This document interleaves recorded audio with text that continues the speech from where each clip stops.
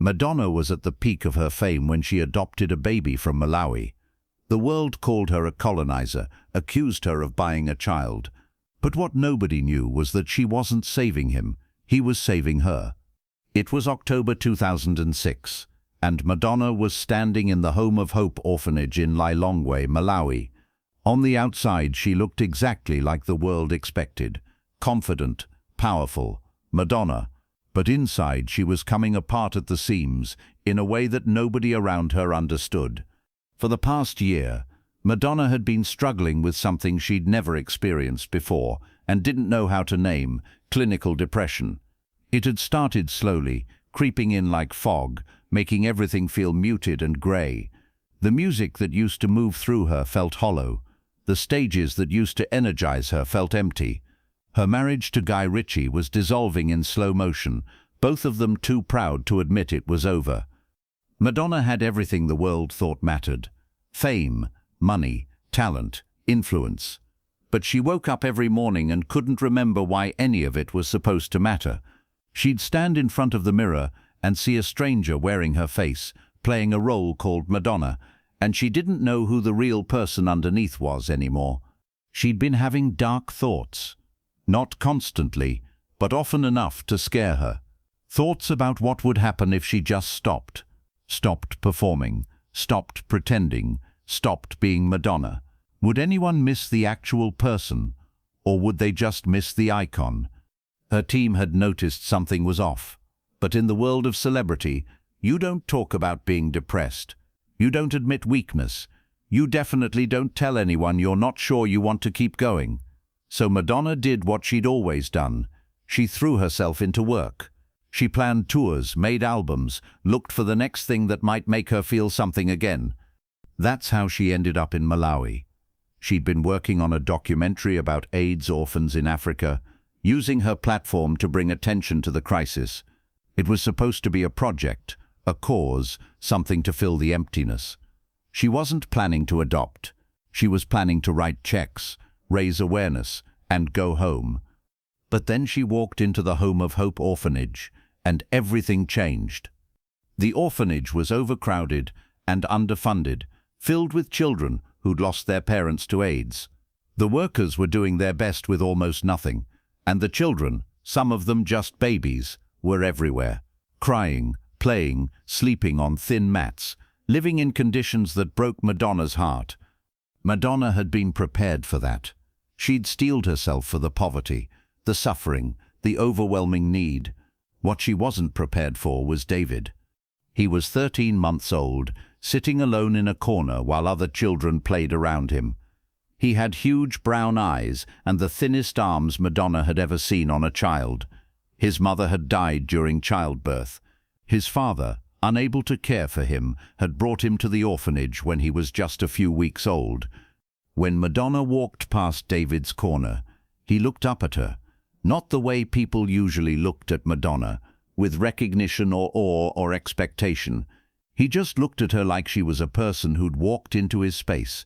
And then he reached up his tiny arms, the universal gesture of a child who wants to be held. Madonna's assistant tried to keep her moving. They had a schedule, other orphanages to visit, a tight timeline, but Madonna couldn't move.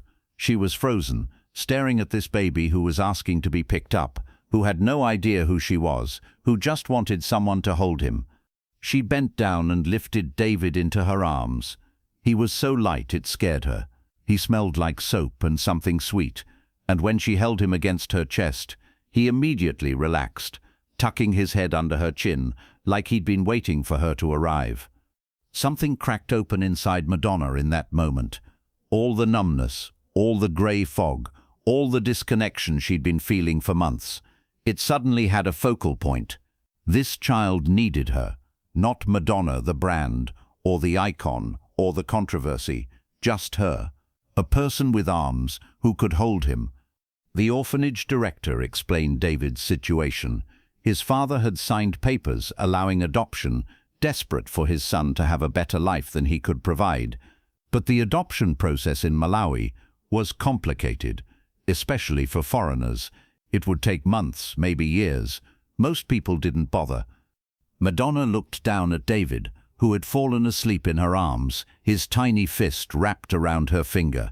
And for the first time in over a year, she felt something clear and strong and undeniable: purpose. "I want to adopt him," Madonna said. Her team exchanged worried glances. They tried to talk her out of it, explaining the logistics, the legal complications, the media nightmare it would create. Madonna had 2 biological children already, Lourdes and Rocco. She didn't need to adopt, especially not from Africa, where every white celebrity adoption was scrutinized and criticized. But Madonna wasn't listening to them anymore. She was looking at David, this tiny person who'd reached for her without knowing who she was or what she could give him, who just wanted to be held. And she realized that she'd spent the past year being held up by fame and expectation and performance, but nobody had actually held her. Nobody had looked at her and just seen a person who needed connection. "I'm adopting him," Madonna repeated, and her tone made it clear the conversation was over. The next 6 months were brutal. The legal process was a nightmare of paperwork and court appearances, and Malawi officials who weren't sure about letting a foreign celebrity take one of their children. Madonna had to prove she could provide a home, demonstrate her commitment, navigate laws that weren't designed for international adoption. And then the media found out. The backlash was immediate and vicious. Tabloids ran stories calling Madonna a colonizer, saying she was buying a black child like an accessory. Think pieces questioned whether white celebrities should be allowed to adopt African children at all. Her motivations were dissected, her fitness as a mother questioned, every decision scrutinized. It was exactly the kind of controversy Madonna had spent her career courting and controlling. But this time was different. This wasn't about shocking people or pushing boundaries. This was about a child she already loved like her own, and the attacks felt personal in a way nothing had before. The criticism hurt, but it also did something unexpected. It pulled Madonna out of her depression. She couldn't afford to fall apart because David needed her to fight for him. She couldn't give up because this child's entire future depended on her not giving up. For the first time in over a year, Madonna had a reason to get out of bed that had nothing to do with fame or career or maintaining an image. She had a reason that was pure and simple: a baby boy who needed a mother. During one particularly dark moment in the adoption process, when it looked like the Malawi courts might deny the adoption, Madonna's lawyer found her crying in a hotel room in Lilongwe. It was the first time any of her team had seen her cry in years. "Why is this so important to you?" the lawyer asked gently. "You could donate money, build schools, help thousands of children. Why does it have to be this one child?" Madonna looked at a photo of David she kept in her phone. "Because he looked at me like I was just a person. Not Madonna, not a celebrity, not someone who could do something for him. He just wanted to be held, and I needed someone to need me for the right reasons." Then she said something she'd never admitted to anyone. "I was disappearing. Before I met David, I was disappearing into this thing called Madonna. And I didn't know how to be just a person anymore. He brought me back. He needs me to be his mother. And that's the most real thing I've felt in years." In March 2007, after 6 months of legal battles, media scrutiny, and more court appearances than Madonna could count, the adoption was finalized. David Banda became David Banda Marley Sicconi Ritchie, and Madonna became his legal mother. The day she brought David home to London was chaotic. Paparazzi camped outside her house. News helicopters circled overhead. Everyone wanted a photo of Madonna with her adopted son. Everyone had an opinion about what she'd done. But inside her house, in a nursery she'd spent weeks preparing, Madonna sat in a rocking chair with David in her arms, and none of the outside noise mattered. She sang to him softly, not one of her hit songs, but a lullaby her own mother used to sing to her before she died. David looked up at her with those huge brown eyes and smiled, and Madonna felt something she hadn't felt in almost 2 years: joy. Taking care of David became Madonna's anchor. She had to wake up at specific times for his feedings. She had to be present for his developmental milestones. She couldn't disappear into work or performance or the fog of depression because this tiny human needed her attention, her love, her presence. The depression didn't disappear overnight. Mental health doesn't work that way. But David gave Madonna something to hold on to while she climbed out of it. He gave her a reason to get help, to talk to a therapist, to admit she'd been struggling instead of pretending everything was fine. Years later, in a rare, vulnerable interview, Madonna talked about that period of her life. "People thought I saved David," she said. "They thought I was this benevolent celebrity swooping in to rescue an African orphan. But the truth is more complicated and more beautiful than that. We saved each other." She explained that David arriving in her life forced her to be present in a way she hadn't been in years. You can't be depressed and disconnected when a toddler needs you to change his diaper or make him lunch or read him a story. He demanded that I show up as just a person, just a mum, not as Madonna. David grew up surrounded by siblings, by love, by opportunities that his biological father desperately wanted for him but couldn't provide. He learned to play soccer and discovered he was talented, genuinely talented, not just Madonna's adopted son talented. By the time he was a teenager, he was being scouted by professional teams. But more than any opportunity or privilege, David grew up knowing he was wanted, not as a publicity stunt or a charitable act, but as a son. Madonna made sure of that.